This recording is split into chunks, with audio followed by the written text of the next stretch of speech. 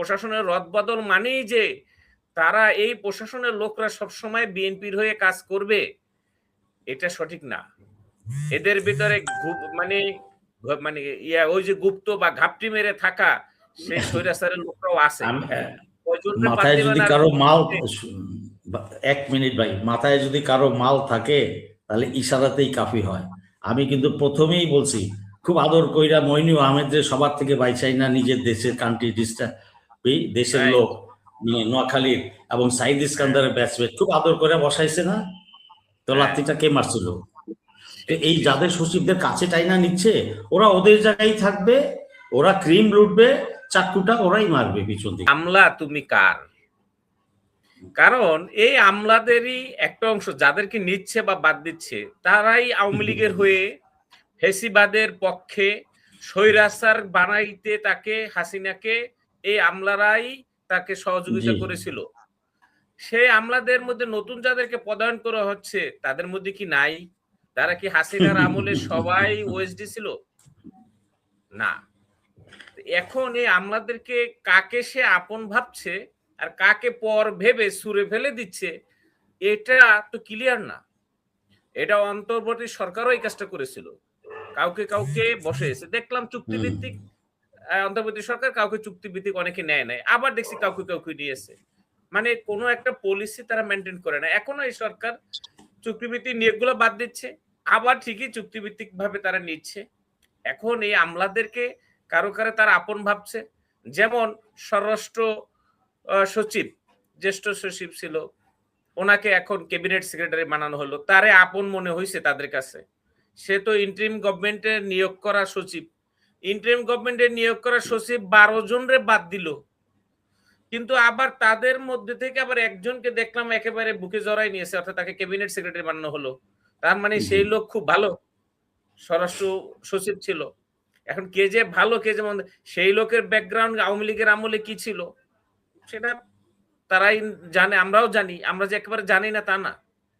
সুতরাং প্রশাসনের রদবদল মানেই যে তারা এই প্রশাসনের লোকরা সবসময় বিএনপির হয়ে কাজ করবে, এটা সঠিক না। এদের ভিতরে মানে মানে ওই যে গুপ্ত বা ঘাপটি মেরে থাকা সেই স্বৈরাচারের লোকরাও আছে। মাথায় যদি কারো মাল, 1 মিনিট ভাই, মাথায় যদি কারো মাল থাকে তাহলে ইশারাতেই কাফি হয়।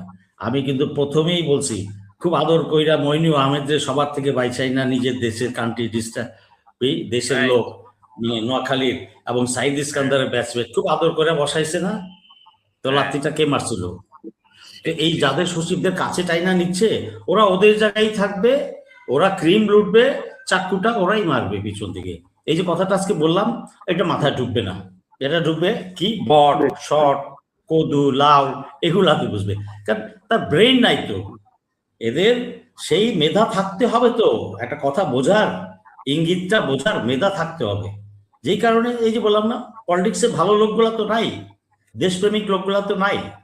সমস্যাটা তো এইখানেই। এই জন্য জাতি বারবার সাফার করতেছে। জাতি আর বেশি দিন টলারেট করবে না, লিখে রাখেন, জাতি আর বেশি দিন টলারেট করবে না। তো এখন সেই পোশাক ভালো কথা, তারপর কিছু প্রশাসনের কর্মকর্তা থেকে বাদ দেওয়া হলো, তাজুল ইসলাম, তারা অন্য দলের লোক।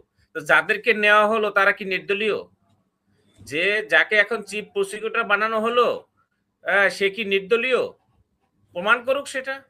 বরং একই সাথে উনি এটাও প্রমাণ করুক, তাজুল ইসলাম সাহেব যেভাবে বলছিল বুকে হাত দিয়ে যে আমার প্রসিকিউশনকে 1000 কোটি টাকা দিয়েও কেউ কিনতে পারবে না, এরকম একটা কথা বর্তমান যে চিফ প্রসিকিউটর ওনার মুখ থেকেও শুনতে চাই।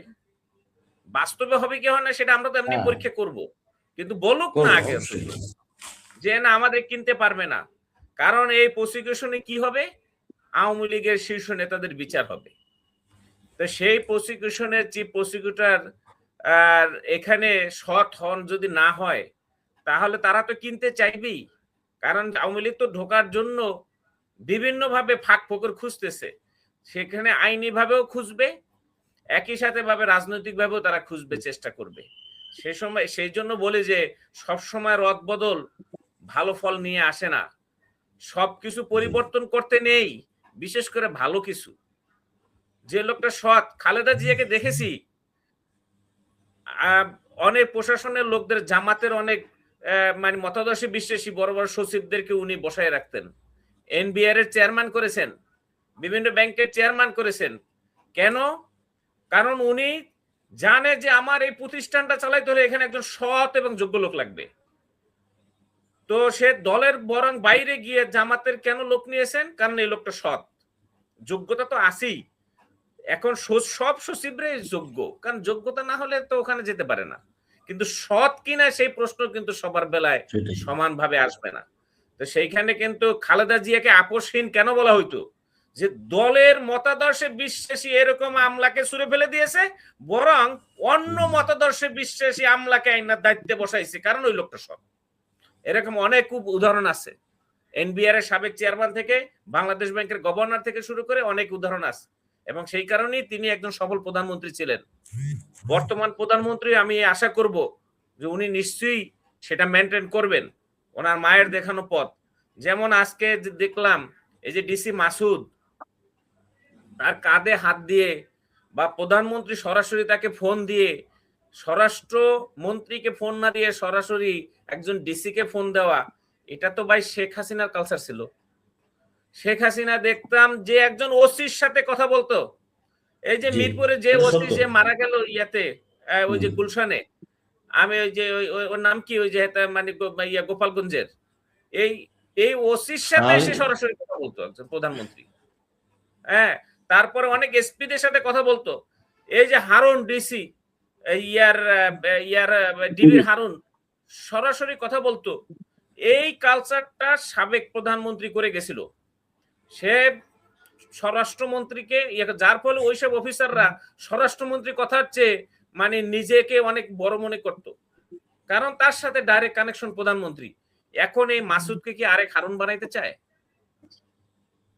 ওনাকে কি আরেক হারুন নাকি না তার চেয়েও বেশি পাওয়ার ওনাকে দিতে চায়? কারণ একজন ডিসি যখন ডাইরেক্ট প্রধানমন্ত্রী ফোন পাবে কিংবা তার কাঁধে হাত রেখে কথা বলবে, ও তো আর নিজেকে ওই মুহূর্তের পর থেকে আর কোনোদিন নিজেকে ডিসি ভাববে না।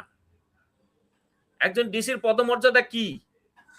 সে তো ডিআইজিরও নিচে, এডিশনাল ডিআইজি,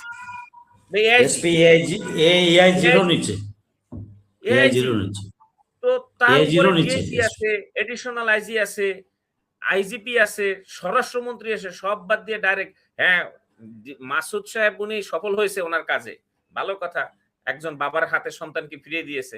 সেটা কি স্বরাষ্ট্রমন্ত্রী বললে সেই কাজটা হইতো না?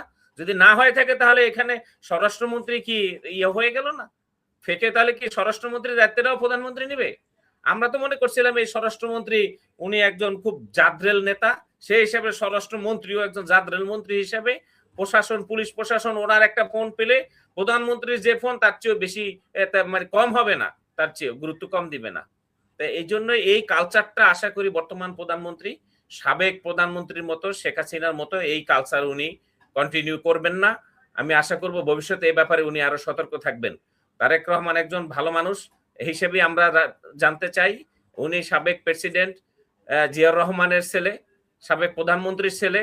ওনাকে এগুলো ভেবে চিনতে খুব কেয়ারফুলি এই সিদ্ধান্ত করে দেবে। এই জিনিসটা, এই এক্সাম্পলটা, এই যে সিনারিটা যেটা দেখলাম, এটা আমরা এতে একদিকে খুশি হওয়ার পরিবর্তে বরং দেখছি যে এটার ফিউচার ভালো মনে হচ্ছে না। এরকম যদি আরো দুই একজন ডিসিএসপির সাথে এরকম কথা বলা শুরু করে, তাহলে এটা প্রশাসনের ভিতরে একটা বিশৃঙ্খলা এবং একটা চেইন অফ কমান্ডের একটা বড় ধরনের ঘাটতি দেখা দেবে। আজিজ ভাই এটা ভালো বলতে পারবেন, উনি ডিফেন্সের লোক। হ্যাঁ, চেইন অফ কমান্ড এখানে খুবই গুরুত্বপূর্ণ।